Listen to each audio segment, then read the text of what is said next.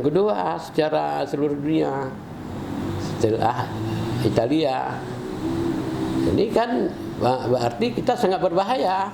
Penularan kita, cara pencegahan, cara penyembuhannya belum ada obat. Ya, aktivitas di sini kan ada beberapa perusahaan penambang tambang emas ya, tambang emas.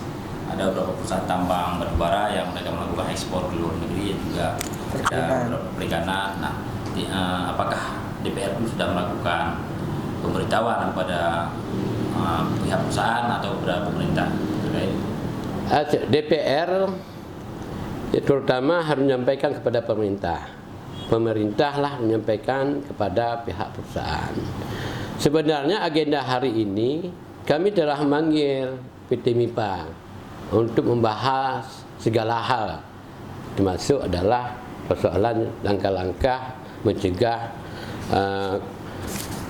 COVID-19 ini atau Corona. Tapi katanya dibatalkan hari ini, nggak hadir. Ya, mungkin kita harus maklum. Mudah-mudahan ada pemikirannya, ada upaya perang bersama Corona ini jangan ada di Aceh Barat.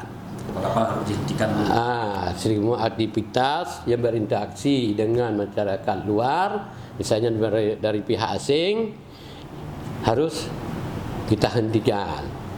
Ini harapan kita kepada pemerintah. Mudah-mudahan pemerintah menyampaikan kepada perusahaan. Apalagi bongkar muat itu adalah hadirnya dari pihak luar, orang asing, sehingga terjadilah berinteraksi dalam kapal. Pekerja kita naik ke darat, berinteraksi dengan masyarakat di darat ini.